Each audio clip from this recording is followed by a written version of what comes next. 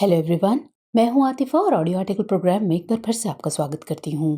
आज का हमारा चर्चा का मुद्दा रहेगा, क्या है चुनाव चिन्ह आवंटन की प्रक्रिया।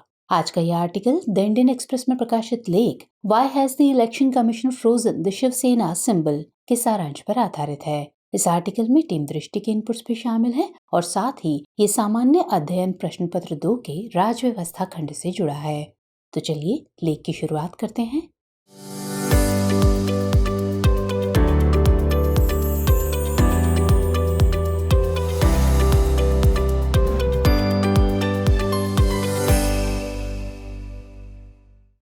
बीते माह महाराष्ट्र की राजनीति में हुए उथल पुथल से आप शायद ही अनजान हो।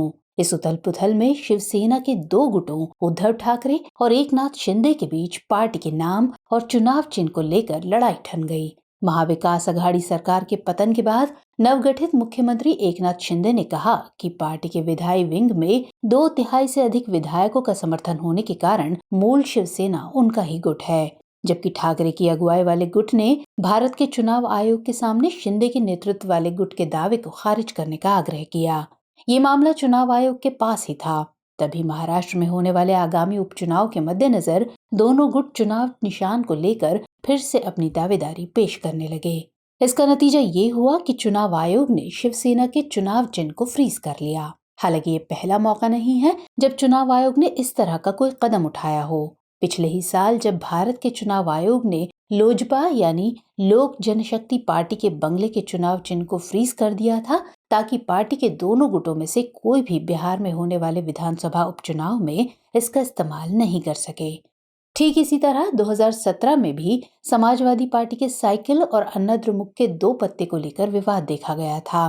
तब भी चुनाव चिन्ह से जुड़े विषय पर बहस तेज हो गई थी। और आज भी जब चुनाव आयोग शिवसेना के चुनाव चिन्ह को फ्रीज कर चुका है, तो इस बात पर फिर से चर्चा शुरू हो गई है कि चुनाव चिन्ह का निर्धारण कैसे होता है। तो इससे जुड़े कई पहलू हैं। मसलन चुनाव चिन्ह के संबंध में चुनाव आयोग की शक्तियां क्या हैं, इसकी सीमाएं क्या हैं और इस संबंध में उपजे विवाद पर कैसे फैसला लिया जाता है आदि। तो सभी पहलुओं पर हम विस्तार से चर्चा करेंगे और इसे समझेंगे। लेकिन उन पर बात करने से पहले राजनीतिक दलों के पंजीकरण की प्रक्रिया पर थोड़ी चर्चा कर लेते हैं। राजनीतिक दल वे स्वैच्छिक संगठन या लोगों के वे संगठित समूह होते हैं जो समान दृष्टिकोण रखते हैं और वे संविधान के प्रावधानों के अनुरूप राष्ट्र को आगे बढ़ाने के लिए राजनीतिक शक्ति प्राप्त करने की कोशिश करते हैं। भारत में राजनीतिक दलों का पंजीकरण और विपंजीकरण का विषय जन प्रतिनिधित्व अधिनियम 1951 के तहत आता है। 1988 में धारा 29A को शामिल करने के लिए जन प्रतिनिधित्व अधिनियम को संशोधित किया गया, जो ये कहता है कि पार्टियों को अधिनियम के प्रावधानों के लाभों को लेने के लिए कानून में लिखित अवधि, जो कि संगठन के गठन के 30 दिनों तक तय है, उसके भीतर चुनाव आयोग के साथ खुद को पंजीकृत करना होगा। इसके लिए उसे चुनाव आयोग के समक्ष एक आवेदन दाखिल करना होगा और साथ ही पंजीकरण चाहने वाले दलों को अपनी नीतियों और कार्यक्रमों के विवरण के साथ दस्तावेज प्रस्तुत करने होंगे। अधिनियम की धारा 29A की उपधारा 4 आवेदन में शामिल किए जाने वाले आवश्यक विवरणों को बताती है। इसमें कहा गया है कि आवेदन में निकाय या संघ का नाम होना चाहिए, उस राज्य का पता भी होना चाहिए जिसमें इसके प्रधान कार्यालय स्थित हैं और जिस पर पत्र व अन्य संचार भेजे जाने हैं। साथ ही उसके अध्यक्ष, सचिव, कोषाध्यक्ष और इसके अन्य पदाधिकारियों के नाम का भी जिक्र होना चाहिए। आवेदन में अपने सदस्यों की संख्यात्मक स्थिति का भी उल्लेख होना चाहिए। इसके अलावा इसमें ये भी उल्लेख होना चाहिए कि क्या इसकी कोई स्थानीय इकाइयां हैं और यदि हाँ तो किस स्तर पर। आवेदन में ये भी बताया जाना चाहिए कि क्या लोकसभा या राज्य विधानसभाओं का कोई सदस्य संघ या निकाय का प्रतिनिधित्व करता है और अगर हाँ तो ऐसे सदस्यों की संख्या कितनी है आदि। वहीं उपधारा 5 में कहा गया है कि उपधारा 1 के तहत किए गए आवेदन में निकाय या संघ के नियमों और विनियमों के मेमोरेंडम की एक प्रति होनी चाहिए और इस तरह के मेमोरेंडम में एक विशिष्ट प्रावधान होगा जिसमें कहा जाएगा कि संघ या निकाय भारत के संविधान और उनके मूल्यों जैसे समाजवाद, धर्मनिरपेक्षता और लोकतंत्र आदि के सिद्धांतों के प्रति सच्ची आस्था और निष्ठा को निभाएगा। साथ ही निकाय को इस बात की भी पुष्टि करनी चाहिए कि वो राष्ट्र की संप्रभुता, एकता और अखंडता को बनाए रखेगा। तब जाकर चुनाव आयोग ये निर्णय लेगा कि एसोसिएशन को एक राजनीतिक दल के रूप में पंजीकृत किया जाए या नहीं। जन प्रतिनिधित्व अधिनियम 1951 को पूरे देश में निष्पक्ष और स्वतंत्र चुनाव सुनिश्चित करने के लिए लागू किया गया है। ये अधिनियम देश में निष्पक्ष तरीके से चुनाव कराने का प्रावधान करता है। ये अधिनियम चुनाव के दौरान किए गए भ्रष्टाचार और कदाचार की रोकथाम के लिए उपायों की बात करता है। ये चुनावों से संबंधित मामलों में विवाद समाधान का भी प्रावधान करता है। इसमें विधायकों व सांसदों की योग्यता और अयोग्यता के आधार का भी उल्लेख है। ये चुनाव कराने के लिए प्रशासनिक तंत्र प्रदान करता है। साथ ही राजनीतिक दलों के पंजीकरण और उसे मान्यता देने से भी ये संबंधित है। अब ऐसे में सवाल है कि राजनीतिक दलों को मान्यता मिलने की प्रक्रिया आखिर क्या है। तो जन प्रतिनिधित्व अधिनियम 1951 राजनीतिक दलों को मान्यता देने की शक्ति चुनाव आयोग को देता है। इसके लिए चुनाव आयोग अलग अलग आधारों का प्रयोग कर प्रत्येक दल को पंजीकृत, गैर मान्यता प्राप्त दल, राज्य स्तरीय दल और राष्ट्रीय दल के रूप में मान्यता देता है। राज्य स्तरीय और राष्ट्रीय दल के रूप में मान्यता देने के लिए आयोग पिछले चुनाव में इन दलों द्वारा किए गए प्रदर्शन को आधार बनाता है।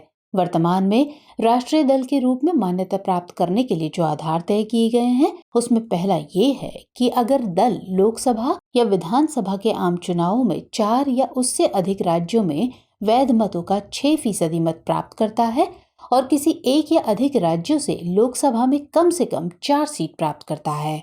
दूसरा, अगर दल लोकसभा में 2% सीटें जीतता है तथा ये सदस्य 3 अलग अलग राज्यों से चुने जाते हैं। और तीसरा, यदि किसी दल को कम से कम 4 राज्यों में राज्य स्तरीय दल के रूप में मान्यता प्राप्त हो। जबकि राज्य स्तरीय दल के रूप में मान्यता प्राप्त करने के लिए जो आधार तय हैं, उसके मुताबिक अगर किसी दल ने लोकसभा के लिए हुए आम चुनाव में राज्य के लिए निर्धारित प्रत्येक 25 लोकसभा सीटों में 1 सीट पर जीत दर्ज की हो, या राज्य की विधानसभा के लिए हुए चुनावों में कुल सीटों का 3% या 3 सीटें इनमें जो भी अधिक हो प्राप्त किया हो, या राज्य में हुए लोकसभा या विधानसभा के चुनावों में दल ने कुल वैध मतों के 6% मत प्राप्त किए हों तथा इसके अलावा उसने 1 लोकसभा सीट या 2 विधानसभा सीटों पर जीत दर्ज की हो। या चौथा, राज्य में लोकसभा या विधानसभा के लिए हुए आम चुनावों में किसी दल ने कुल वैध मतों के 8% मत प्राप्त किए हों।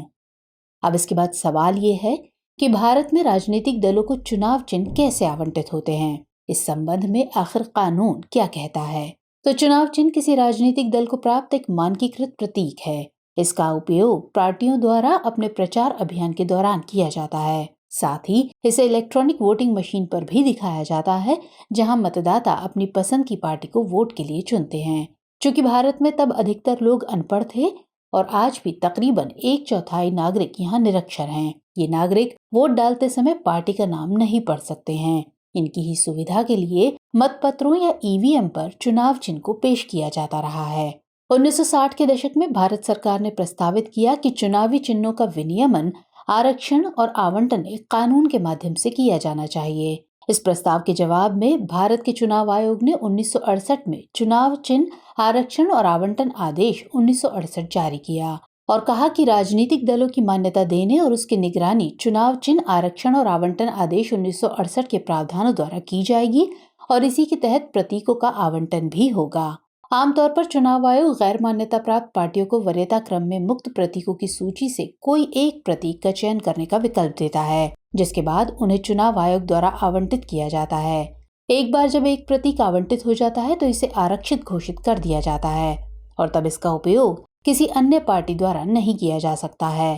फिर नई पार्टियों को मुक्त प्रतीकों की सूची से चुनने का विकल्प दिया जाता है। इसके अलावा 1968 के आदेश के पैराग्राफ 4 के मुताबिक चुनाव लड़ने वाले प्रत्येक उम्मीदवार को, चाहे वो किसी राजनीतिक दल द्वारा नामित न किए गए हों, उन्हें भी प्रतीक आदेश के प्रावधानों के अनुसार एक चुनाव चिन्ह आवंटित किया जाएगा, जो एक ही निर्वाचन क्षेत्र में चुनाव लड़ने वाले अन्य उम्मीदवारों के समान नहीं होगा। प्रत्येक को अलग अलग चुनाव चिन्ह आवंटित किए जाएंगे। ये चिन्ह आरक्षित प्रतीकों से मुक्त प्रतीकों में से आवंटित किए जाएंगे। चुनाव आयोग के पास प्रतीक आरक्षित और मुक्त 2 श्रेणियों में वर्गीकृत होते हैं। एक आरक्षित प्रतीक एक मान्यता प्राप्त राजनीतिक दल के लिए आरक्षित होते हैं और उस मान्यता प्राप्त पार्टी द्वारा खड़े किए गए उम्मीदवारों के आवंटन के लिए होते हैं, जबकि मुक्त प्रतीक आरक्षित प्रतीक के अलावा बचे प्रतीक होते हैं, जो गैर मान्यता प्राप्त पार्टियों और निर्दलीय उम्मीदवारों को आवंटित करने के लिए उपलब्ध होते हैं। राष्ट्रीय पार्टियों के उम्मीदवार किसी भी निर्वाचन क्षेत्र के किसी भी चुनाव में उस राष्ट्रीय पार्टी के लिए आरक्षित चुनाव चिन्ह का चयन करता है उसे कोई अन्य प्रतीक चयन करने का अधिकार नहीं है। जबकि राज्य स्तरीय पार्टी का कोई उम्मीदवार राज्य के किसी भी निर्वाचन क्षेत्र के चुनाव के लिए नामित किया जाता है तो वह उम्मीदवार उस राज्य पार्टी के लिए आरक्षित प्रतीक का चयन करता है, कोई अन्य प्रतीक का नहीं। हालांकि राज्य पार्टियों को ऐसे किसी राज्य में खुद के आरक्षित प्रतीकों के आवंटन पर प्रतिबंध का प्रावधान है जहां इसे राज्य पार्टी के रूप में मान्यता प्राप्त नहीं है। मगर 2017 के संशोधन के बाद चुनाव आयोग इस बात का ध्यान रखता है कि वो पार्टी बाद में किसी अन्य राज्य में राज्य पार्टी के रूप में मान्यता प्राप्त कर सकने के योग्य है तो उसके प्रतीक को मुक्त प्रतीकों की सूची में नहीं रखता है और इसे किसी अन्य पार्टी को आवंटित या आरक्षित नहीं करता है। इसका सीधा सा मतलब ये है कि किसी राज्य पार्टी के लिए आरक्षित प्रतीक को ऐसे राज्यों में भी एक स्वतंत्र प्रतीक नहीं माना जाता है जहां उस पार्टी को राज्य पार्टी के रूप में मान्यता नहीं मिली है। इसमें एक प्रावधान ये भी शामिल किया गया है कि ये बात उन राजनीतिक दलों पर लागू नहीं होगी जिनके लिए आयोग ने चुनाव चिन्ह आरक्षण और आवंटन संशोधन आदेश 2017 के लागू होने से पहले से ही उस प्रतीक को किसी अन्य राज्य में दूसरे राज्य स्तरीय राजनीतिक दलों के लिए आरक्षित कर दिया है। हालांकि राजनीतिक दलों के विलय या उसमें पड़े फूट पर ये सभी प्रावधान लागू नहीं होते हैं। इस आलोक में चुनाव आयोग अलग से फैसला लेता है। फिर सवाल है कि राजनीतिक दलों के बीच चुनाव चिन्ह को लेकर उपजे विवाद पर चुनाव आयोग कैसे फैसला लेता है। इस संबंध में आज तक क्या परंपरा रही है। चुनाव चिन्ह आदेश में मान्यता प्राप्त पार्टियों में फूट या दो से अधिक राजनीतिक दलों के विलय से जुड़े विवादों के समाधान का भी प्रावधान है।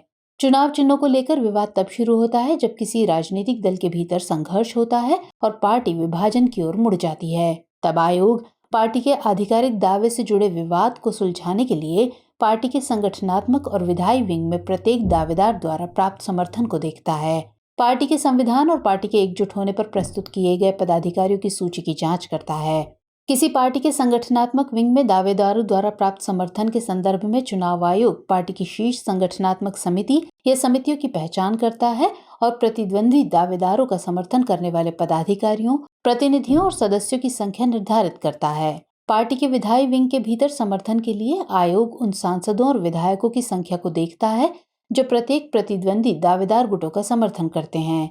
अगर चुनाव आयोग ये तय करने में सक्षम हो जाता है कि एक गुट को पार्टी के संगठनात्मक और विधायी विंग में मौजूद अधिकांश सदस्यों का समर्थन हासिल है तो आयोग आमतौर पर उस गुट को पार्टी के प्रतीक के अधिकार के साथ इसके आधिकारिक होने का निर्णय देकर विवाद को सुलझाने की कोशिश करता है। इस बीच हारने वाले गुट को एक अलग राजनीतिक दल बनाने के लिए कहा जाता है।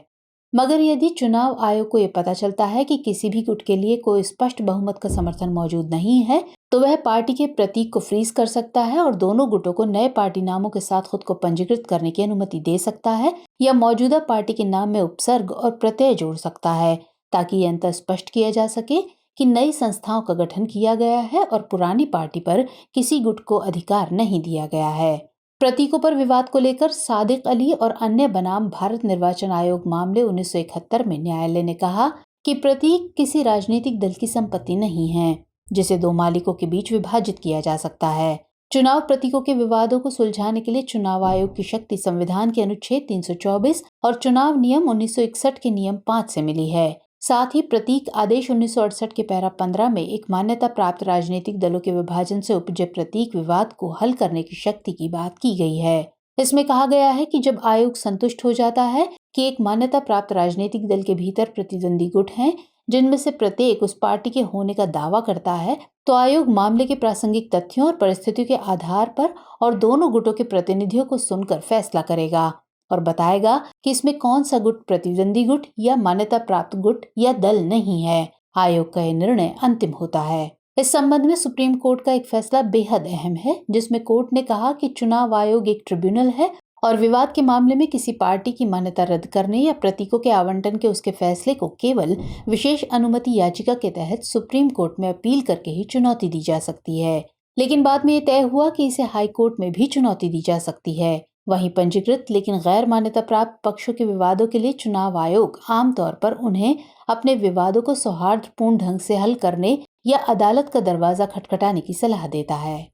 अब ऐसे में यहाँ पर एक और सवाल उभरना लाजमी है कि चुनाव आयोग प्रतीक आदेश 1968 के लागू होने से पहले ऐसे मामलों से कैसे निपटता रहा है। तो 1968 से पहले चुनाव आयोग ने चुनाव नियम 1961 के तहत अधिसूचना और कार्यकारी आदेश जारी कर ऐसे मामलों को निपटाया है।